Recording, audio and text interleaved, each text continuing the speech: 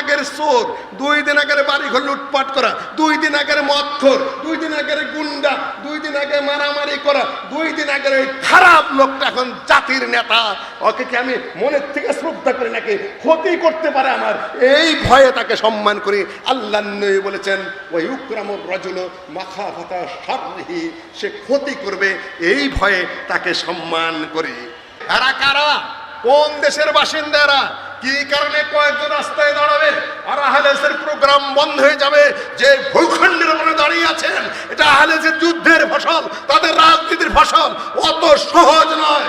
আমি প্রশাসনকে অনুরোধ করবো, এই সব আপনার ইতিহাস পড়ুন, আহলুল হাদিসদের প্রোগ্রাম বন্ধ করতে যাবেন না, এটা খারাপ কাজ। সবাই প্রোগ্রাম করতে পারবে।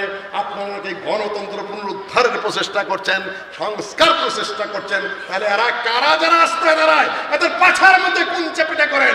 সংবিধান বিরোধী কাজ, রাষ্ট্রীয় নীতির বিরোধী কাজ, সংস্কারের বিরোধী কাজ, কেন আরেকজনের প্রোগ্রাম বন্ধ করার জন্য রাস্তায় দাঁড়াবে? এই প্রশাসন, আপনার চাবুক কোথায়? এই বদমাশগুলোর পাছার চামড়া তোলেন না কেন?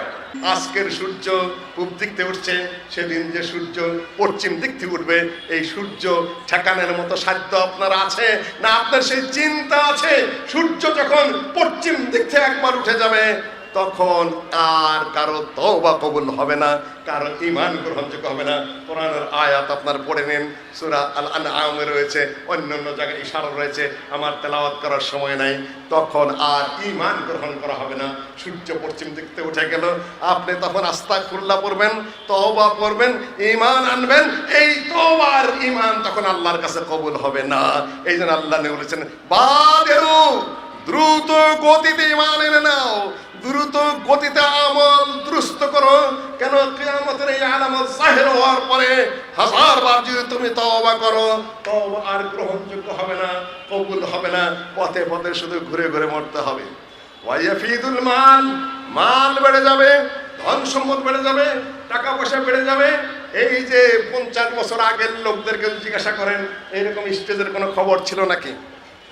আমরাও এখানে বক্তৃতা করেছি, ছোট্ট একটা হয়তো চেয়ারের পাশে বসে সামনে একটা টেবিল নিয়ে আলোচনা করেছি, বক্তৃতা করেছি। এখন মানুষের মাল বেড়ে গেছে, বিশাল স্টেজ, এই মাইক, এই ভিডিও, এই আলোকসজ্জা, অন্য অন্য জায়গায় তো আরো অনেক কিছু। আজ তখন 2-4টা টাকার জন্য মানুষের দাঁড়ে দাঁড়ে ঘুরতে হতো। এখন আলহামদুলিল্লাহ মানুষ হারাম পথেও ব্যয় করে, হালাল পথেও ব্যয় করে।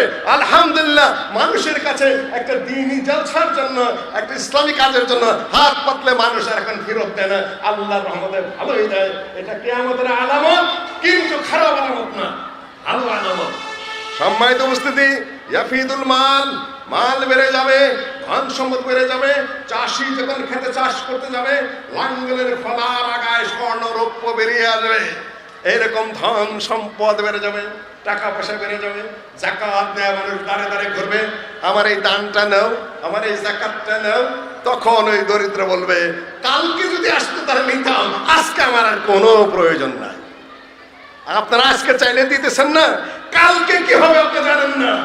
কালকেই আপনি টাকা পয়সা না পথে পথে ঘুরবেন, কোনো মানুষ আপনার 1 পয়সা গ্রহণ করবে না। আপনিও যা, উনিও তাই। কাজেই দান দ্রুত গতিতে করেন, দ্রুত গতিতে। বাদেরও আল্লাহ নেই বলেন, দ্রুত গতিতে দান করো না। কেন? কালকে আপনি দান করবেন, এই দান কেউ নিবে না। সম্মানিত উপস্থিতি, তারপরে আরো কিছু আলামত রয়েছে। পুরুষের চেয়ে নারী অনেক বেশি হয়ে যাবে। ইয়াকসুরুল জাহাল, মানুষ মূর্খ হয়ে যাবে। আমরা মনে করি যে আলেম বেড়ে গেছে, মুফতি বেড়ে গেছে, মুফাসসির বেড়ে গেছে, তারপরে মোবাইলের মধ্যে খালি এলেম আর এলেম। সবাই আল্লামা মুফতির ভাষণের সাথে দুনিয়া অস্থির হয়ে গেছে। আল্লাহ নবী বলেন ইয়াকসুরুল জাহাল, এগুলাও জাহেলি। সাউন্ড একটু কমায় দাও তোমরা। এগুলাও মূর্খতা। মূর্খকে আলেম বলা, জাহেলকে আলেম বলা, যার তার ফাউল কথাবার্তা বলা, এগুলাও কিয়ামতের আলামত ছাড়া আর কিছুই নয়। সম্মানিত উপস্থিতি, আল্লাহ নবী বলে মূর্খতা বেড়ে যাবে। এক একজনের নামের বাহার ইশারা দিয়ে যে আপনাদেরকে সামান্য একটু কিভাবে জাহালাত বেড়ে যায়। শেখ আব্দুর রাজ্জাক ওয়াজ করতেন, অধিকাংশ মুফাসসির মিথ্যে কথা বলে, কথাটা হুবহু সত্য কথা, কিন্তু তার সাথে আমি আবার একটু ইশারা করে দিয়ে যাই। আমি মস্ত যদি ওয়াজ বন্ধু ওয়াদা নিয়ে না আসি, তাহলে ওটা মিথ্যা কথা না?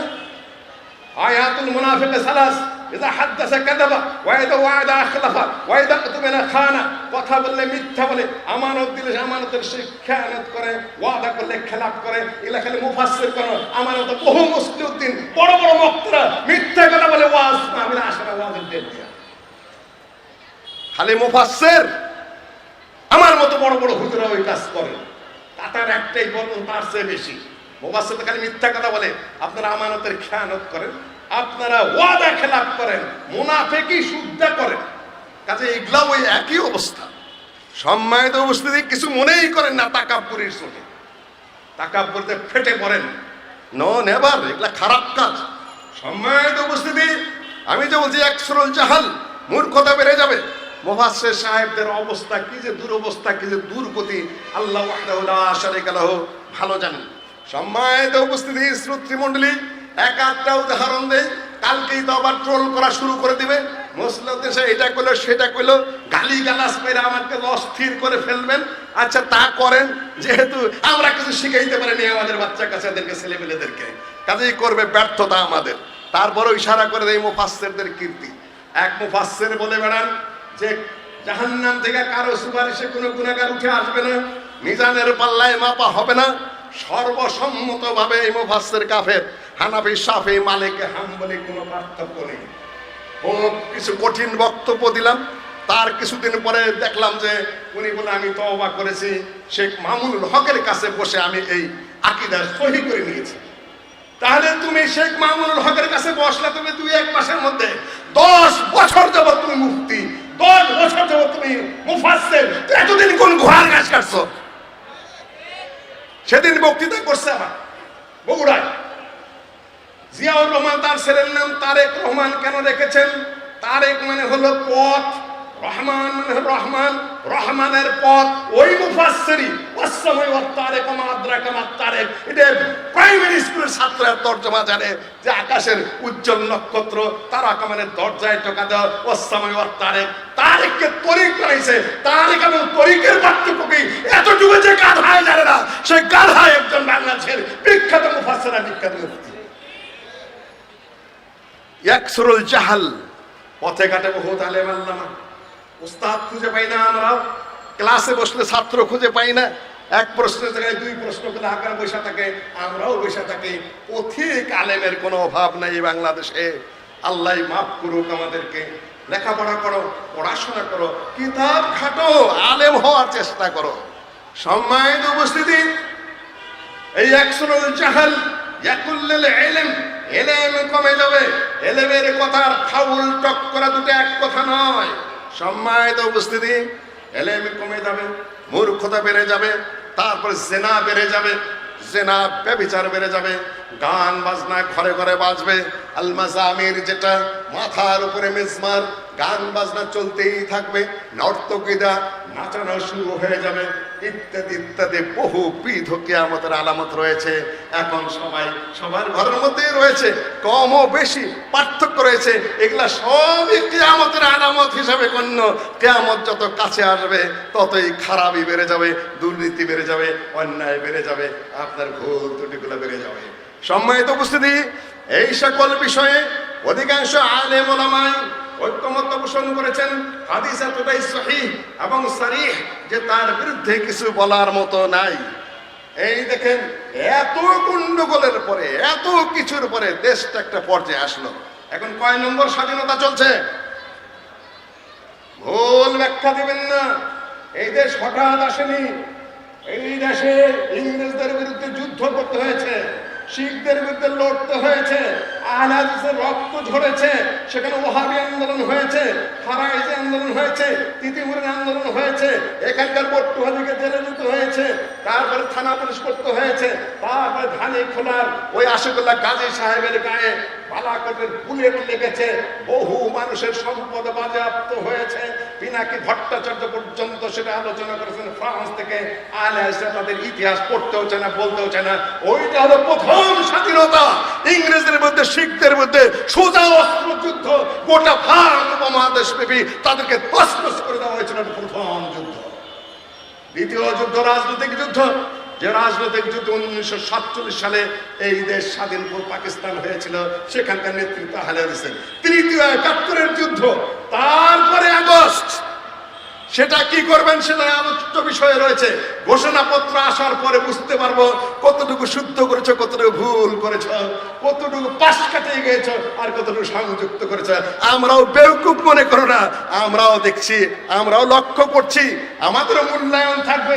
যদিও 4 কোটি মানুষের প্রতিনিধিকে এখনো পর্যন্ত ডাকা হয় নাই ওইভাবে, কিন্তু আমাদের 4 কোটি মানুষকে বাদ দিয়ে তোমরা যাই পাঠ করো, যাই করো না কেন, প্রশ্ন থেকে যাবে। আমরা প্রশ্ন সময় মতো অবশ্যই তুলবো ইনশাআল্লাহ। সম্মানিত উপস্থিতি, প্রশ্নের বাইরে যেতে পারবেন না। সম্মানিত উপস্থিতি, কেন তোমরা তো কেবল জন্মগ্রহণ করেছ, আমার বয়স এখন 63। অত সহজে তো খুদা কথা বলে পাড়ি দিয়ে যাবে নো। ওই গাল আমার ঘরে, আমি আরো বলে দিয়ে যাই, আমার ঘরেই রয়েছে সমন্বয়। আমার বাচ্চা কাচ্চাদের মধ্যে আমার জামাই তাদের নাকি গুরু, কিন্তু আমার নিজস্ব দৃষ্টিভঙ্গি আছে। আমি অত সহজে বেচা কিনে হওয়ার মানুষ নই। পরিষ্কার কথা আমি উপস্থাপন করে দিয়ে গেলাম, কেউ আর মনে করবেন না যে বোধহয় আমি বেচা কিনে হই, না, কখনোই না, ও কথা ধারণাই করবেন না। সম্মানিত অবস্থায় সবই কিয়ামতের আলামত। তারপরে আপনাদের সামনে আসবে ইযা ওয়া আনতারাল হুফাতাল উলাতাল আলা রিআআশ-শাহ ইয়াতাতাওয়ালুনা ফিল বুনিয়ান।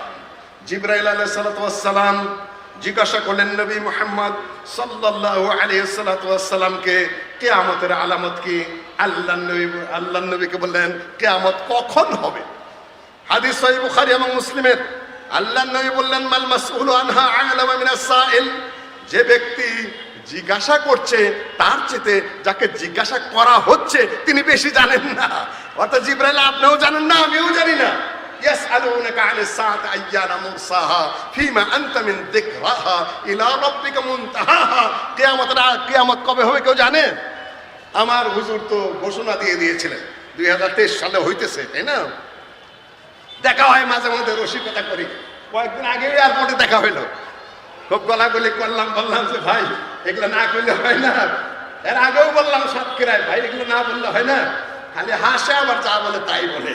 সম্মানিত উপস্থিতি, এটা নিষেধ, এগুলো বলা যাবে না। কোরআন দ্বারা নিষেধ, হাদিস দ্বারা নিষেধ। কখন বলেন আখবিরনি আন আমারাতিহা, হে মুহাম্মদ সাল্লাল্লাহু আলাইহি ওয়াসাল্লাম আপনি কিয়ামতের আলামত প্রসঙ্গে তাহলে বলেন। উনি বললেন ওয়ান, তার কয়েকটা বলেন, আনতালাদাল আমাতু রাব্বাতাহা ওয়ান তারাল হুফাতাল উরাতাল আলা রিআআশ-শাহ ইয়াতাতাওয়ালুনা ফিল বুনিয়ান। দাসী তার মনিবকে প্রসব করবে। আগে বুঝতে পারতাম না, পরে যখন দেখি তুর্কি সম্রাটটাও অধিকাংশই দাসীর পুত্র। তুর্কি সম্রাটরা স্বাধীন মায়ের গর্ভের না, যুদ্ধবন্দী পথে ধরে নিয়ে এসেছে, জাহাজ থেকে নিয়ে এসেছে, কাউকেই স্বাধীন করেনি একমাত্র খুররম ছাড়া। সম্ভবত এই মহিলা ছাড়া কাউকেই তারা স্বাধীন করেনি। অধিকাংশ তুর্কি সম্রাট দাসীর পুত্র। আনতালাদাল আমাতু রাব্বাতাহা ওয়ান তারাল হুফাতাল উরাতাল আলা। 2 দিন আগে যাদের পায়ে জুতা ছিল না, ওরাতা গায়ে কাপড় ছিল না, আল আলা অন্যের উপর নির্ভর করে চলতো, অন্যের খাওয়া খাইতো, অন্যের বাড়ি কামলা দিত, অন্যের বাড়ি যাই করতো না কেন, রিআআশ আলা রিআআশ-শাহ ছাগল চড়াইতো। ইয়াতাতাওয়ালুনা ফিল বুনিয়ান, একেবারে দালানে বড় বড় এর মধ্যে বসে, প্রাসাদে বসে, মহা মহা বড় বড় গাড়িতে চড়ে তারা অহংকার করবে। এগুলো হওয়া অবৈধ নয়, কিন্তু অহংকার করা অবৈধ। ওয়াই ইউকরামা রাজুল মাখাফাতা শাররিহি, মানুষকে সম্মান দেওয়া হয় যে সে অনিষ্ট করবে। এখন সালামটা না দেই, ভাইজান কেমন আছেন, গলাগুলি যদি না করি, আপনার সাথে কত দোয়া করছি, আপনার তো ভালো মানুষ হয় না। আপনার যে নেতৃত্বের গুণাবলী যদি প্রশংসা না করি, একটু পরেই বেটা আমার ক্ষতি করবে, রাস্তায় মস্তান লাগাই দিবে, না হলে পুলিশের কাছে 2টা অভিযোগ দিয়ে দিবে, না হলে বাড়ির ওখানে গুন্ডাপাটা লাগাই দিবে। ভয়ের জন্য আমি তাকে সম্মান করি, আসলে ঘৃণা করে সম্মান করি না। বাস্তব কথা আল্লাহ নবী বলে দিয়ে গেছেন। কয়টা নেতাকে আমরা মনের থেকে সম্মান করি? অসম্মান বোধ তাদের প্রতি রয়েছে, ঘৃণা রয়েছে। তাদের প্রতি আমার ধারণা খারাপ রয়েছে। 2 দিন আগের চোর, 2 দিন আগের বাড়িঘর লুটপাট করা, 2 দিন আগের মদখোর, 2 দিন আগের গুন্ডা, 2 দিন আগে মারামারি করা, 2 দিন আগের ওই খারাপ লোকটা এখন জাতির নেতা। ওকে কি আমি মনের থেকে শ্রদ্ধা করি নাকি ক্ষতি করতে পারে আমার, এই ভয়ে তাকে সম্মান করি।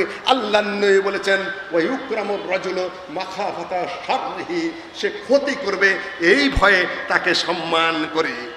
সম্মানিত অবশ্যই সব কিয়ামতের আলামত এগুলা। কিয়ামত কাছে ওইটা টার্গেট রাখবেন। পৃথিবীতে আপনি নির্যাতিত হলেন, পৃথিবীতে আপনি সম্মান পেলেন না, পৃথিবীতে আপনি মায়ের খাইলেন, পৃথিবীতে আপনার অধিকার পেলেন না, আপনার সান্ত্বনা কোন জায়গায়? কিয়ামত কাছে এসেছে। আজকে যে অন্যায় করছে, আজকে যে অত্যাচার করছে, আজকে নির্যাতন করছে, আজকে চোখ রাঙাচ্ছে, আজকে দেখেন এই রংপুর দিনাজপুরের ঘটনা কি, হানিফ সংকেত কি পটিশন দিতেছে 2000 মানুষের জায়গা, সব ঢুইকা সিট পাইনে ভেঙে চলে দিয়ে হয়েছে, যেটা আর পৃথিবী এই দেশে আর দ্বিতীয়বার করে। আজকে দেখলাম পত্রিকায়। তাহলে এগুলা কি কি হালতটা কি অবস্থা কি? কোনই ভালো লক্ষণ আল্লাহ নবীর হাদিসেও নেই, আমাদের দৃষ্টিকোণ থেকেও নেই। কেননা এটা সব কিয়ামতের আলামত। খারাপ লোকরা দেশের নেতা হয়ে যাবে। ওয়ায়াতাতাওয়ালুনা ফিল বুনিয়ান। আর বেশি দূর গেলাম না, আধাই গেলে গাধাই বুঝে। তারপরে আপনার সামনে আসবে মেহেদি ইমাম, মাহাদি আসবেন। এই 2-3টা পয়েন্টে হয়তো আমি বলতে পারবো। ইমাম মাহাদি আসবেন। মাহাদির পরে কে আসবে? মাহাদির পরে কে? দাজ্জাল না ঈসা আলাইহিস সালাম? কে আসবে? এয়ারপোর্টে আমার ভাইয়ের সাথে আমার কথা হলো। আমি তাকে অনেক শ্রদ্ধা করি, অনেক ভালোবাসি, কেন অনেক বড় আলেম, কোরআনের হাফেজ, হাদিসের হাফেজ ছিলেন। এত ভালো কথা বলতেন যে উপস্থিত দলিল দিতে পারতেন। আমি সবসময় তাকে মহব্বত করি, ভালো জানি। মুক্তির জন্য দাবিও করেছি 2-4 বার। 2-1 অ্যাটর্নির সাথে আমি কথাও বলেছিলাম যে হিউম্যানিটেরিয়ান গ্রাউন্ডে কিংবা মেন্টাল সমস্যার গ্রাউন্ডে আপনারা দেখেন জামিন দিতে পারেন কিনা। এত মহব্বত করি আমি তাকে, শুধু বড় আলেম হওয়ার কারণে। বড় আলেম ছিলেন, দেখা হলো, বললাম দেখলা কি করেন, এগুলা বললেন না। ঠিক চিটাং গেছে, আমার ভাই ওই বক্তৃতাই শুরু করে দিয়েছে। কি করা যাবে? তার তীর ঠিকই দিলেন। মাহাদির কথা বললেন, দাজ্জালের কথা বললেন, ঈসা আলাইহিস সালামের কথা বললেন। তারপরে আবার আর আগে পিছে বললেন দাজ্জালের সাথে আমার দেখা হয়েছে, দাজ্জাল আমাকে মারতে এসেছে। কি কথা বললেন আপনি তাহলে? সম্মানিত উপস্থিতি, মেহেদী আসবেন, এটা সত্য কথা। সহিহ বুখারী এবং মুসলিমে কোনো হাদিস নেই সরাসরি। সহিহ মুসলিমে ইশারা আছে শুধুমাত্র কিতাবুল ঈমানে। সহিহ বুখারীতে ওখানে হাদিস নেই। সুনান আবু দাউদ থেকে সুনানের কিতাবগুলোর মধ্যে রয়েছে ইমাম মাহদী আসবেন, হারামে তার প্রতি বায়াত হবে। বায়াতের পরে বাকি কিসসা কাহিনী আমি এই মুহূর্তে আর লম্বা করতে চাই না, ওই পর্যন্ত থাক। দাজ্জাল নিয়ে নানান কাহিনী। দাজ্জাল কিয়ামতের একটি আলামত। লম্বা কতগুলো হাদিস রয়েছে। ফাতেমা বিনতে কায়েসের বর্ণনা থেকে, তামিমা দারির বিবরণ থেকে, আপনার ওয়াসিম ইবনে সামআনের বিবরণ থেকে, সহিহ বুখারী এবং মুসলিমে যা এসেছে তার সংক্ষেপে আমি আপনাদের সামনে উপস্থাপন করছি। দাজ্জাল কি? তামিমা দারির বিবরণ, আল্লাহ ফাতেমা বিনতে কায়েস বলেন, আমার বিয়ে হয়েছিল, স্বামীর সাথে বিচ্ছেদ ঘটে যায়। তারপরে আমার বিয়ের প্রস্তাব দিলেন আব্দুর রহমান বিন আউফ। সেখানে আমি একটু নীরব থাকলাম, আল্লাহ নবীর হাতে ছেড়ে দিলাম যে আপনি যার কাছে আমাকে বিয়ে দেন। উনি 2 বার হিজরত করেছেন, হাবাশে একবার, মদিনা একবার। দাতুল হিজরাতাইন এই মহিলা এনে খুব আত্মমর্যাদাশীল মহিলা ছিলেন। ওমর রাদিয়াল্লাহু তাআলা মানুষকে প্রথম ধমক দিয়েছিলেন। ওমর রাদিয়াল্লাহু তাআলা চুপ করে গিয়েছিলেন, যেহেতু তিনি 2 বার হিজরত করেছেন। এত মর্যাদাশীল মহিলা। লম্বা আলোচনার পরে তারপরে তিনি বললেন যে আমাকে বলা হলো যে তুমি উম্মে শরীকের বাসায় যাও। তারপরে বলে উম্মে শরীক হলো খুব ধনী মেয়ে, কিন্তু খুব মেহমানদার। বাড়িতে অনেক লোক আসে, তোমার মাথার কাপড় পড়ে যেতে পারে, পায়ের কাপড় সরে যেতে পারে, তোমার পর্দা লঙ্ঘন হতে পারে। কাজেই তুমি তার বাসায় না গিয়ে ইবনে উম্মে মাকতুম অন্ধ, তার বাসায় যাও। সহিহ মুসলিমের হাদিস পড়ছে আপনাদের কাছে। আর আজকাল তো রাস্তাঘাটে মাথারও কাপড় নাই, পায়েও কাপড় নাই, গায়েও কাপড় নাই। উম্মে শরীক মহিলা তার বাসায় যেতে আল্লাহর নবী শুধুমাত্র এই কারণে নিষেধ করলেন যে তোমার মাথায় কাপড় পড়ে যেতে পারে, পায়ের এই নলাটা মাঝে বের হয়ে যেতে পারে, অনেক মেহমান আসে, তারা হয়তোবা তোমার দিকে তাকিয়ে ফেলবে, তুমি বিব্রত বোধ করবে, সুতরাং তুমি যেও না। এইটা যদি নিষিদ্ধ হতে পারে তাহলে রাস্তায় যে মহিলারা মাথা খুলে পা খুলে আরো সবকিছু খুলে করে তাদের জন্য শরীয়তের হুকুমটা কি? এগুলাও কিয়ামতের আলামত। সম্মানিত উপস্থিতি, তিনি অন্ধ ইবনে উম্মে মাকতুম, তার একই বংশের মানুষ, সেখানে গিয়ে থাকলেন। লম্বা বিবরণ দিচ্ছি না, ইতিমধ্যে আজান হয়ে গেল। আমি মসজিদে চলে গেলাম, পুরুষদের পিছনে দাঁড়িয়ে গেলাম। মসজিদে মহিলাদের যাওয়া জায়েজ না না জায়েজ? জায়েজ না না জায়েজ? সহিহ বুখারীর হাদিস এখন আর বললাম না, যেহেতু আমি সহিহ মুসলিমের মধ্যে রয়েছি। এখন বললেন যে আমি পুরুষদের পিছনে গিয়ে দাঁড়ালাম। মসজিদে যা দাঁড়ালেন কেন? উনি জামাতে নামাজ পড়লেন কেন মসজিদে? সম্মানিত উপস্থিতি, আজকাল বলে মহিলাদের মসজিদে যাওয়া যাবে না, যা মুখে আসে বলে চলেছে, অশ্রব্য বসে গালি দেওয়া শুরু করে দিয়েছে, কচুয়ার প্রোগ্রাম বন্ধ করে দিয়েছে, আরো বন্ধ করে দিয়েছে আপনার শেরপুরে না কোথায় যেন প্রোগ্রাম ছিল, একটা কোথায় প্রোগ্রাম ছিল, এইদিকে সিলেটের প্রোগ্রাম বন্ধ করে দিয়েছে। তার কিশোরগঞ্জটা বন্ধ করার পায় তারা চালাচ্ছে। এরা কারা? কোন দেশের বাসিন্দা এরা? কি কারণে কয়েকজন রাস্তায় দাঁড়াবে আর আহলে হাদিসের প্রোগ্রাম বন্ধ হয়ে যাবে? যে ভূখণ্ডের উপরে দাঁড়িয়ে আছেন, এটা আহলে হাদিসের যুদ্ধের ফসল, তাদের রাজনীতির ফসল, অত সহজ নয়। আমি প্রশাসনকে অনুরোধ করবো, এই সব আপনার ইতিহাস পড়ুন, আহলে হাদিসদের প্রোগ্রাম বন্ধ করতে যাবেন না, এটা খারাপ কাজ। সবাই প্রোগ্রাম করতে পারবে। আপনারা নাকি গণতন্ত্র পুনরুদ্ধারের প্রচেষ্টা করছেন, সংস্কার প্রচেষ্টা করছেন, তাহলে এরা কারা যারা রাস্তায় দাঁড়ায়? এদের পাছার মধ্যে কোন চেপেটা করেন? সংবিধান বিরোধী কাজ, রাষ্ট্রীয় নীতির বিরোধী কাজ, সংস্কারের বিরোধী কাজ, কেন আরেকজনের প্রোগ্রাম বন্ধ করার জন্য রাস্তায় দাঁড়াবে? এই প্রশাসন, আপনার চাবুক কোথায়? এই বদমাশগুলোর পাছার চামড়া তোলেন না কেন? সম্মানিত উপস্থিতি, আমরা কারো প্রোগ্রাম বন্ধ করতে যাই নাই, কারোর বিরুদ্ধে আমরা অভিযোগ করি নাই, করবো না। তাদের বক্তব্য তারা দেবে, আমাদের প্রোগ্রাম বন্ধ আপনারা করবেন কেন? এটা আমরা প্রশ্ন শুধু রেখে যাচ্ছি।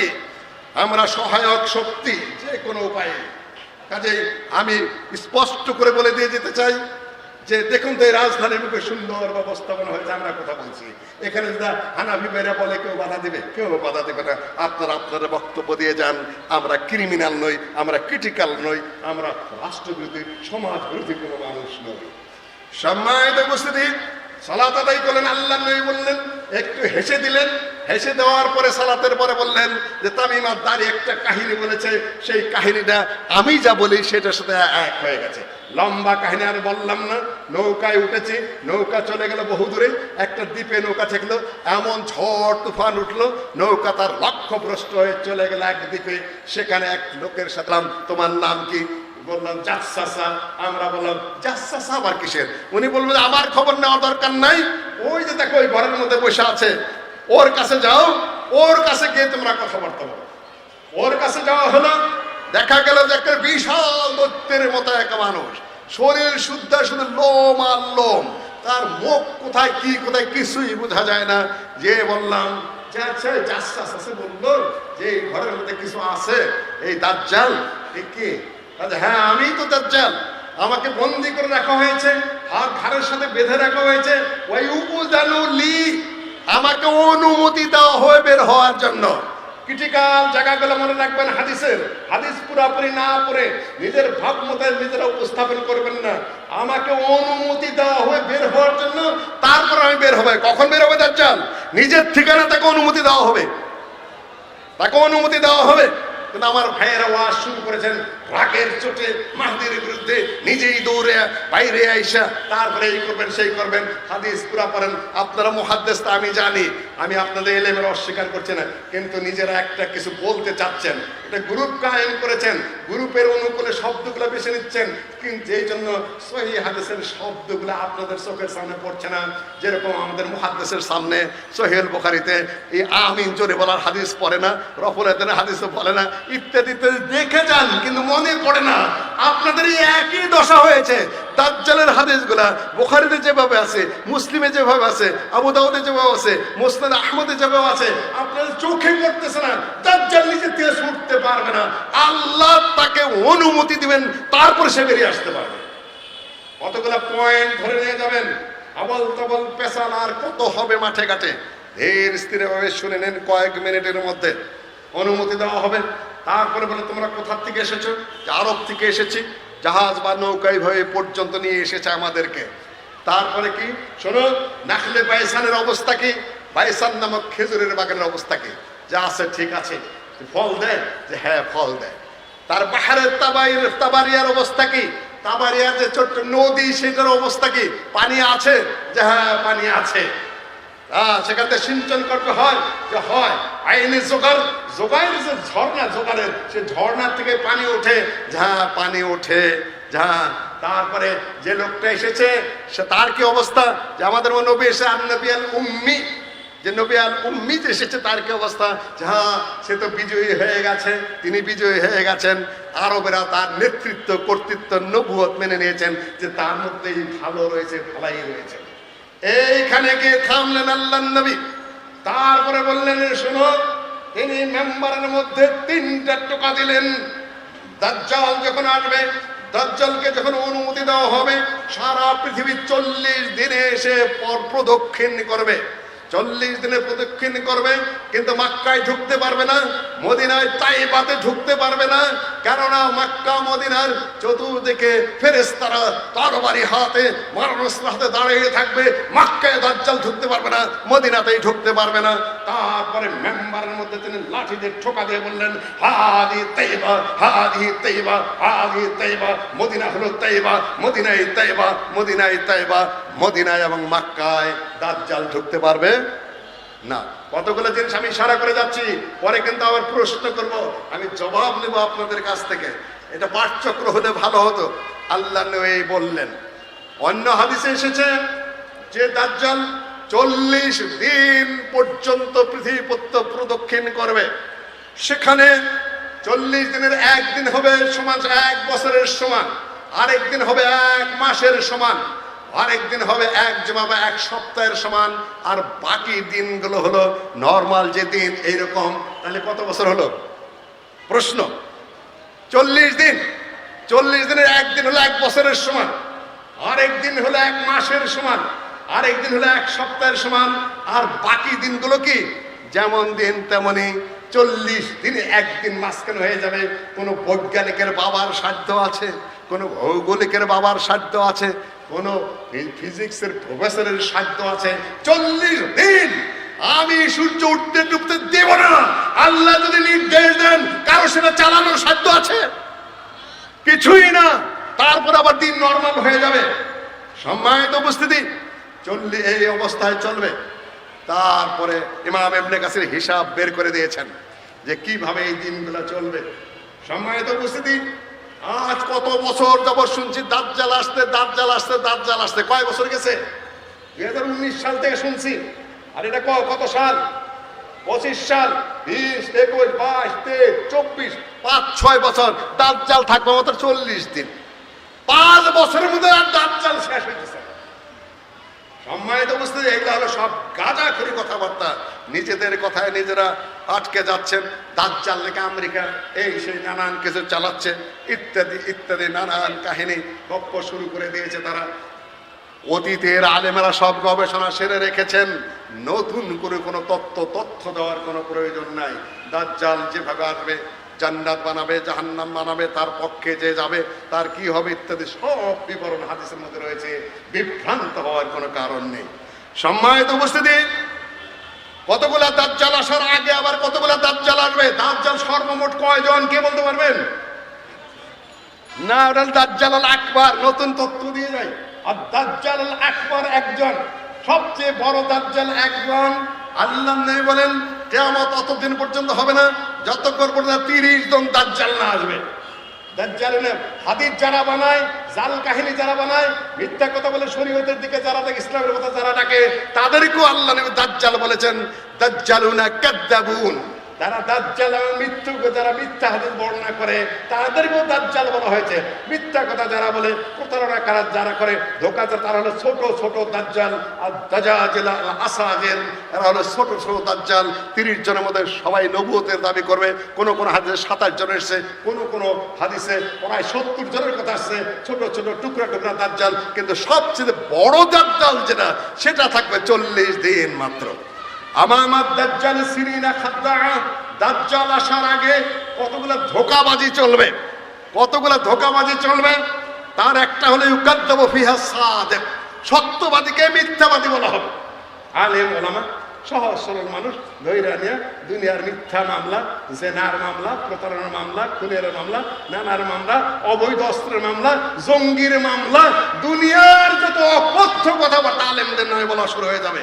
ইউকাদ্দাবু ফিহা সাদিক, সত্যবাদী মানুষ, সাধারণ মানুষ, তার বিরুদ্ধে মিথ্যা মামলা দিয়ে তছনছ করে দেওয়া হবে। ওই সাদ্দাকু ফিহাল কাযিব, আর মিথ্যাবাদীকে সত্য বলে ধরে নেওয়া হবে। কোর্টের মধ্যে তো খালি সত্যই চলে নাকি? কোর্টের মধ্যে খালি সত্য, সেখানে মানুষ যায় সত্যের জন্য, ন্যায় বিচারের জন্য। সেখানে চলেটা কি বলতে পারবেন? ওখানে যা প্রমাণ করবেন তারা সাফাফিজি করে এইটাই টিকবে। পরে দেখা যাবে যে সব ভুল ছিল, সব মিথ্যা ছিল। ওই খাওয়ানো ফিহাল আমিন, আমানতদার মানুষ, ভালো মানুষ, মসজিদের দায়িত্ব আছে, সহজ সরল মানুষ না। আরেকজন টাউন পাটপাররা মসজিদের দায়িত্বে যাইতে চায়, মাদ্রাসার দায়িত্বে যেতে চায়, প্রতিষ্ঠানের দায়িত্বে যাইতে চায়, পেঁচে গোছে নানান ভাবে প্রতারক দাঁড় করে, মিথ্যুক লোক দাঁড় করে, তাকে তছনছ করে দেবে। ওই যে মহান সত্যবাদী, আর ওই ভালো মানুষটাই খারাপ। আমানত ওই তামানু ফিল খায়েন, খায়েন মিথ্যুক, হারামখোর, এগুলাকেই তখন মানুষ কি করবে? না ভাইজান বড় ভালো মানুষ, প্রশংসার শেষ নাই। ওয়াতাকাল্লামু ফিহা রুয়াইবিদা, রুয়াইবিদারা তখন কথা বলবে। বলা হলো রুয়াইবিদা কি? বলা হলো আল ফুয়াইসাকু ইয়াতাকাল্লামু ফিল ফি আমরিল আম্মা, ফাসিক লোক, ছোট ছোট ফাসিক। ফুয়াইসাক মানে ছোট ফাসিক, ছোট ছোট বাজে লোকেরা ইয়াতাকাল্লামু কথা বলা শুরু করবে ফি আমরিল আম্মা, জনগণ নিয়ে, দিনের বড় বিষয় নিয়ে, রাষ্ট্রের বড় বিষয় নিয়ে, বড় বড় আলেম ওলামা নিয়ে, মহাপণ্ডিত মহাজ্ঞানী। এটাও কি আমাদের আলামত? এই যে মোবাইলের মধ্যে যত বাজে কথা দেখেন, বড় বড় আলেম নিয়ে খামাকা আমরা আমাদের ভাব মতো সমালোচনা করি। তোমার বয়স আমার বয়স সমান, আমি আমার ভাইয়ের দৃষ্টি আকর্ষণ করলাম, এই জন্য কি তুমি এখন ওই ভাইয়ের নাম নিয়ে কথা বলতে পারো? আমার নাম নিয়ে তুমি কথা বলতে পারো? ওনার নাম নিয়ে কথা বলতে পারো? তোমার বয়স কত, আমার বয়স কত, ওনার বয়স কত, ওনার বক্তব্য কি, ওনার ওজন কি, তোমার ওজন কি? এইখানে বক্তব্য দিয়ে গেছে সেদিন সোজা। ভাই আপনার মাথায়, হুজুরের মাথায় কলম না দিলে ভালো হইতো। এই নাপিতের বাচ্চা, তুই আমার মাথায় কলম দিয়ে দেশ। আমি মাথায় জীবনে কলম দিছি? এই নাপিতের বাচ্চা জানে? খারাপ কথা বললাম একটা। তুই নাপিত, তোর বাপের নাপিত, আমার মাথায় তুই কলম দিয়ে দেশ? তুই জানোস? জিজ্ঞেস করে জানতি বেটা আমি মাথায় আদৌ কলম দিই কিনা? সুন্দর করে লিখে দিলে নিচে, মাথায় কলম না দিলে ভালো হয়। আরেকজনে লিখছে, ইনি নিজেকে সব জানতা মনে করেন। আরে বেটা আমি একটা আধা জাহেল মানে, আমি বলছি নাকি আমি সব জানি? এইরকম পোলাপানি করতেছে। বাকিগুলার বাদ দিলাম। রুয়াইবিদা ইয়াতাকাল্লামু ফি আমরিল আম্মা, এগুলাও কিয়ামতের আলামত। যার যেটা দায়িত্ব না সে দেখবেন ফুয়াইসিক, ফাসিক হলো বড় ফাসিক, ফুয়াইসিক হলো ছোট ছোট ফাসিক। দেখবেন যে দুনিয়ার বাজে কথা, কার নামে কি কইতেছে, আগা নাই পাছা নাই। তোমরা ভালো কথা বলো, সুন্দর কথা বলো। যদি ত্রুটি থেকে থাকে, তার ইসলামের নিয়ম আছে, সেভাবে বলো। আমার প্রসঙ্গে কথা উঠতে পারে যে আপনিও যে মাঝে মধ্যে বলেন, সেটা আমি কোন অবস্থান থেকে বলে সে মাপ আমি জানি। আমার বয়স কি, আমার অভিজ্ঞতা কি, কোন জায়গায় আমার কোন বক্তব্য ছাড়তে হবে। তোমরা আমার পিছনে লাগছে কেন? শেখার চেষ্টা করো। আমি তো অত কথা বলি না, আমি হঠাৎ দু একটা বলি যেটা জাতির জন্য সমস্যা মনে করি। আজকাল ডক্টর মুজাফফরে ধরে 10 মিনিট কথা বলেছি, গড় খুব শক্ত কথা বলেছি। আমি বলেই দেই সেটা, যে তুমি রাজনীতি নিয়ে এখন কথা বলো না, সমন্বয়টা তুমি কথা বলো না, ডক্টর ইউনূস নিয়ে কথা বলো না, আওয়ামী লীগ নিয়েও কথা বলো না, বিএনপি নিয়েও কথা বলো না।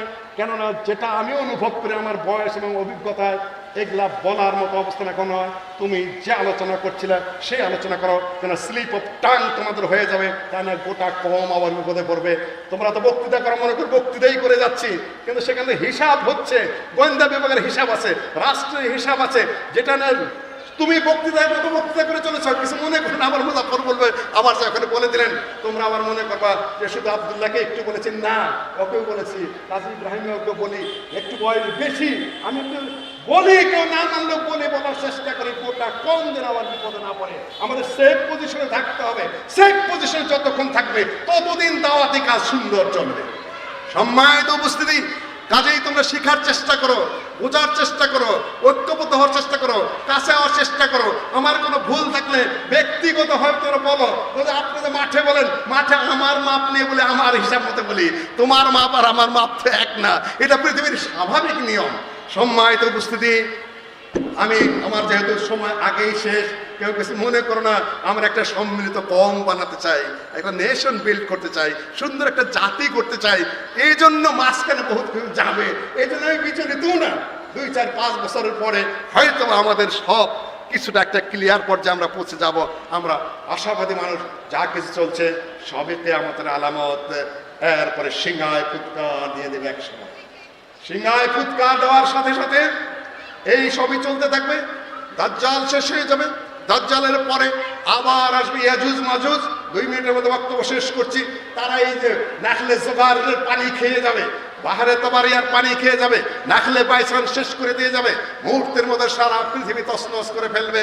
ঈসা আলাইহিস সালাম আসবেন, মাহদী তাকে দিয়ে ইমামতি করাবেন। ইমামতের পরে যত খারাপ মানুষের দেশ ভরে যাবে, ঈসা আলাইহিস সালামের সামনে যারা পড়বে গলে যাবে, মিশে যাবে। দাজ্জাল তার চোখের চাহনিতে গলে যাবে, মিশে যাবে, শেষ হয়ে যাবে। তারপর একটা ঠান্ডা বাতাস আসবে দক্ষিণ থেকে, ইয়ামানের দিক থেকে। মুমিন মানুষ যত আছে সবার বগলের মধ্যে ঠান্ডা বাতাসটা ঢুকবে, সব মুমিন দিনদার মানুষ মরে সাফ হয়ে যাবে। হাত্তা ইয়াতি আমরুল্লাহি ওয়া কাযালিক লা তাকুমুস সাআ ইল্লা আলা শিরারিল খালক। কাফের মুশরিক বদমাইশ ছাড়া কোনো মানুষ থাকবে না, আল্লাহ বলার মতো কোনো লোক থাকবে না। ওই সময় ইসরাফিল সিংহায় ফুৎকার দিয়ে দেবে। এটা হলো নাফখাতুল ফাসা। দ্বিতীয় ফুৎকারের সাথে সাথে সূর্যের আলো শেষ হয়ে যাবে, নক্ষত্রকে ঝরে পড়ে যাবে, আকাশ ফেটে যাবে, পাহাড় দৌড়ানো শুরু করে যাবে, সূর্য সাগরের মধ্যে ফেলে দেওয়া হবে। দুনিয়ার সব শৃঙ্খলা সম্পূর্ণ শেষ হয়ে যাবে, সব মানুষ মরে যাবে, নাফখাতুস সাআতের মধ্যে মরে যাবে। তৃতীয় ফুৎকারে কবর থেকে সবাই আল্লাহর সামনে উপস্থিত হবে। শেষ কথা হলো, এই যে রাজনৈতিক যা হচ্ছে, সামাজিক যা হচ্ছে, বক্তব্য যা হচ্ছে, কথাবার্তা যা হচ্ছে, আনন্দ উদ্দীপনা যা হচ্ছে, আরেকজনের প্রতি আবার বিষাদও আছে, সকল কিছুর পরে আপনার কিয়ামত আস্তে আস্তে এগিয়ে আসছে, পৃথিবী পিছিয়ে যাচ্ছে। আপনি এগুলা ভুলতে চেষ্টা করবেন না, ভুলবেন না আদৌ। আসল কথা হলে কিয়ামত, ওটা আপনাকে ধরবেই। সেজন্য আপনি প্রস্তুত থাকুন, আত্মহারা হবেন না। আসসালামু আলাইকুম ওয়া রাহমাতুল্লাহি ওয়া বারাকাতুহু।